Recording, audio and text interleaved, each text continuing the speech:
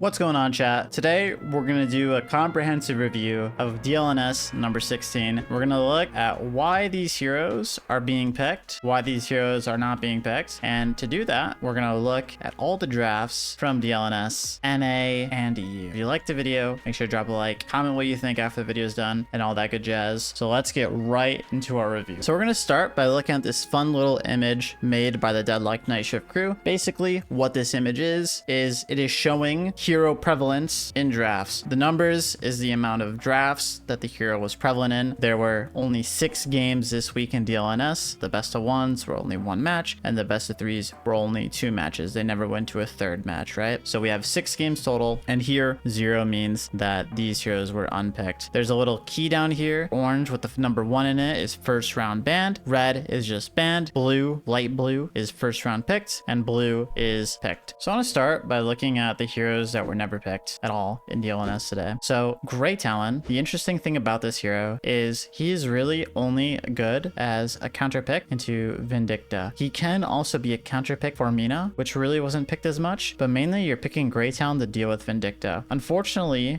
Billy is also extremely prevalent in today's drafts, so it's really hard to play this Grey Talon hero into heroes like Billy because of his chain gang, right? If Grey Talon gets chain ganged by Billy, he is dead and he cannot go anywhere. He also doesn't really benefit from the investment thresholds as much as the other heroes. So Grey Talon's Spirit Spike is definitely very strong, but his gun spike, usually Grey Talons don't really invest that much into their gun. They go full Spirit. So with McGinnis, she's not being picked in my opinion because people don't like playing her. She's very slow, very immobile, but I think she will be picked very soon in Deadlock Night Shift as a very high prio hero, maybe like in the coming weeks or so. Now these 3 heroes kind of fuck McGinnis as well. So if you look, Changing is hard for McGinnis because McGinnis has no mobility. Vindicta is hard for McGinnis because McGinnis has no mobility and she has a big chungus character. Infernus is hard for McGinnis because Infernus can easily proc burn on McGinnis because she's such a big target and she has no mobility. So the lack of mobility on this character, in my opinion, is the biggest deterrent as to why McGinnis is hard to play, or rather hard to pick in these kind of drafts. So historically, 7 has always had not so good laning. His laning phase has been very, very, very bad. So you should be thinking, okay, because laning phase is less important from the patch, he should be more prevalent. And you would be right to think that he is more prevalent in Deadlock, but not Deadlock Night Shift. These 3 picks here make him very difficult to play lane. Honestly, 4 picks. So Paradox guarantees headshot on 7 in lane with Carbine, which increases her damage dramatically. Vindicta guaranteed headshot on 7 head in lane with snipe, right? Increases the damage by like 25%, I think. And also like super easy target for you to M1. Infernus, very easy time to proc burn on 7, and Infernus burn directly counters 7, the minus 25% spirit damage, and Doorman can ult 7 during his ult to basically nullify it. So these 4 heroes make this hero really not that easy to play. And also, like, because 7 is considered a win condition hero, if you look at the other heroes that are prevalent, Mirage is a better win condition hero, Geist is better win condition hero, Ivy is better win condition hero, Wraith is better win condition hero. There's so much better alternatives to a win condition hero than 7. It's very hard to find a good 7 game. Really, 7, in my opinion, is only good into characters like Victor, who, you know, you need to apply these debuffs on. But because Victor is not prevalent, 7's also not prevalent. So it's really tough for 7 to exist right now. Now, I drew a line from Calvin to Victor because when Calvin exists, Victor should exist, right? Should. Because Calvin has been less prevalent in the drafts for DLNS because he's been nerfed, Victor in turn is also less prevalent. Why? Victor is a counter and synergy with Calvin. So Victor counters Calvin by living in his dome forever and just killing everyone in it. Victor synergizes with Calvin by being able to just kill everyone in the dome that he's in, his own dome, right? So because Calvin is less prevalent, Victor is less prevalent. With the recent investment threshold changes, like the addition of them, Victor doesn't really benefit from those as much as other heroes do. Like, you're rushing Spirit Spike on Victor, but you're not really able to use your Spirit Spike. It's kind of awkward how it works, right? And other than that, we can have the same argument as 7. There are many, many, many better win condition alternatives to Victor. So you're really not going to see him picked at all because there's like a million other better win condition heroes. Last but not least, let's look at the little Anaconda, the Vyper. So the Vyper hero is actually very good. This is a very similar situation to McGinnis. This is more of a specialist hero. You're really only going to see Vyper picked like once or twice in DLNS. She's not at the point where people understand her. She's actually quite a difficult hero to play, in my opinion. And the reason reason that she's not being picked is not only that, but it's also the heroes that she's versing. So if we look at these heroes up here, it's mainly Vindicta, Billy, Abrams, Doorman. These characters have too much CC for Vyper to exist. It's so difficult for Vyper to play when she's getting Abrams charged, tethered, chain gang, Doorman ulted into card. It's impossible to play. Now, I think Vyper is very nice to pick into Warden because you can Vyper ult the Warden or you can Vyper ult the Dynamo. But right now, Dynamo is not being picked that much. And the answer to Warden right now is Doorman. You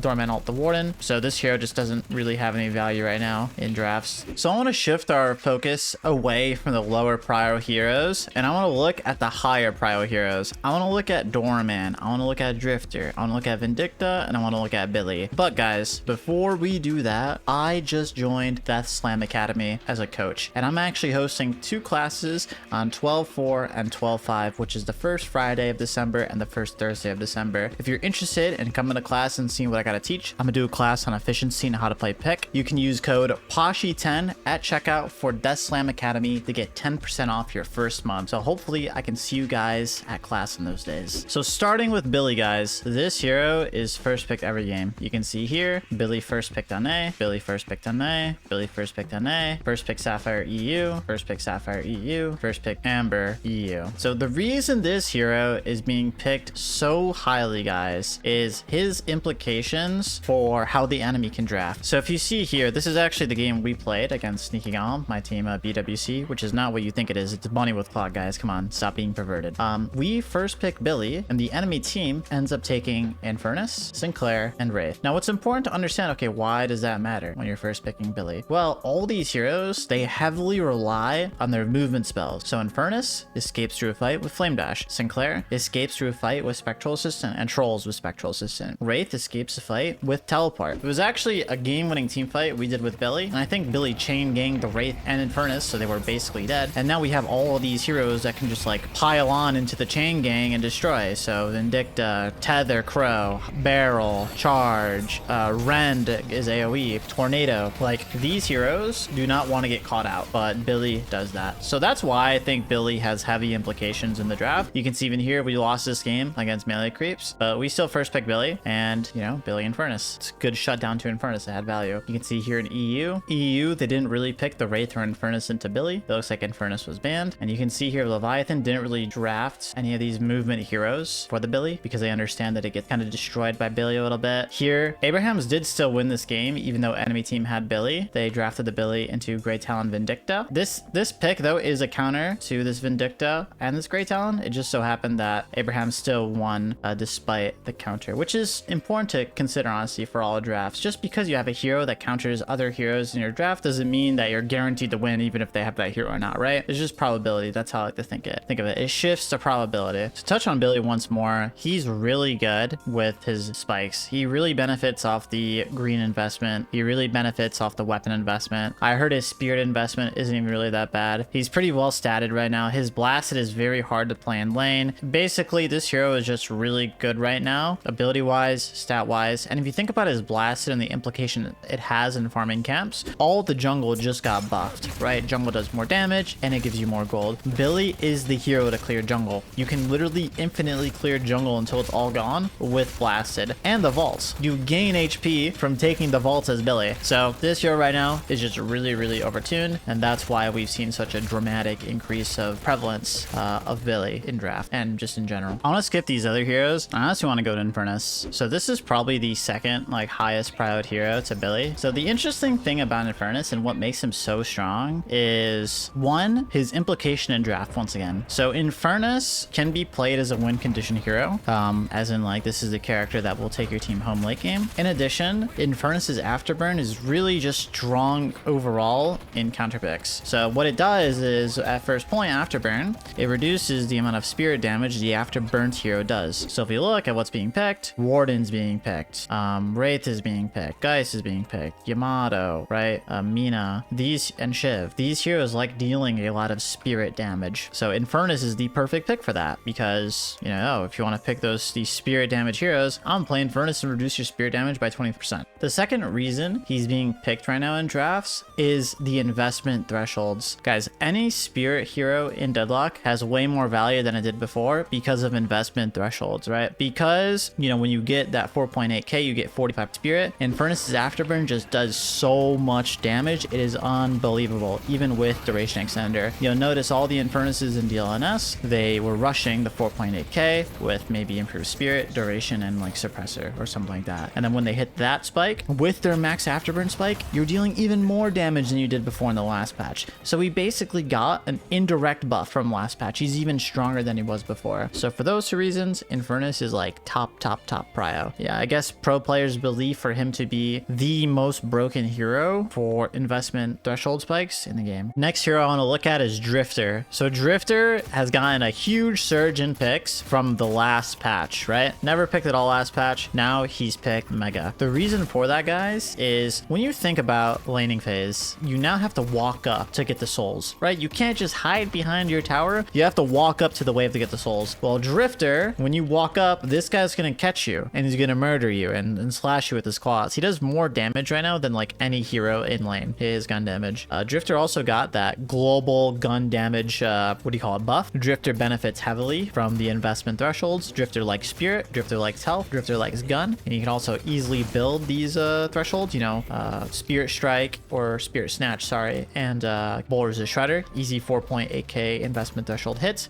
He also has 3.5 regen in lane, guys. 3.5 health regeneration base. This hero is not okay, right? So he has a very good lane, easy to hit the spikes, very strong damage. This is just like your tempo hero. Like if you want a hero to kind of just like fight in the mid game and the early game, this is your guy. There's no better guy in the meta right now to do this than Drifter. This is your freaking guy. Next hero I want to look at is Vindicta. So this hero is very similar to Drifter. Vindicta is also like one of the best heroes to have tempoing for you in the mid game. The reason for that is this 2-point snipe thing that the players are doing on Vindicta. You don't put any points in the crow, you just rush 2-point snipe. This is actually something I talked about when I was on the Deadlock graveyard shift with the Deadlock night shift casters. I was talking about Vindicta. I was like, yeah, people aren't picking Vindicta now, but people in this is like a month ago, by the way, but people will pick Vindicta in the future because this 2-point snipe thing was something that was very popular, but it kind of fell off because people are doing crow. So now it's back, and now it's even stronger with the investment threshold, the spirit investment threshold. Once again, guys, obviously there are some implications in picking Vindicta. Like for example, if we go to some EU drafts where Vindicta is picked, we can see that EU, they love picking Haze into Vindicta. They love it. You can sleep the Vindicta out the air, you can silence waver, instantly dead sling hex, right? You can see here Abraham's once again picks Vindicta, Leviathan picks Slash, very classic counter pick. We really didn't get Vindicta that much in NA. It was banned, and to be honest, it was kind of aura banned because of Aiden. MLC banned it against us twice. It's a valid ban. Aiden is really good at Vindicta. So yeah, this character is broken, good tempo, good 2-point snipe investment spike, or not investment spike, ability spike, 4.8k investment spike's really strong, yada yada. Final hero I kind of want to look at is Doorman. So this hero is really good at shutting down any kind of large scale threat on the enemy team. So you know, Doorman alting the Warden alts, Doorman alting Victor, Doorman alting, I don't know, Viscous Gooball. If you want to just shut out any hero in a team fight, you pick Doorman, and that hero is really good for that. Doorman also has an insane lane. His bells do a lot of damage, has good gun, has good health, has good spirit. He gets a lot of value out of those investments, right? In addition, the door is a rule breaking tool in Deadlock. There is nothing like it. You can literally break the rules of the game with the door, and in turn, in competitive play, right, that creates for some very cool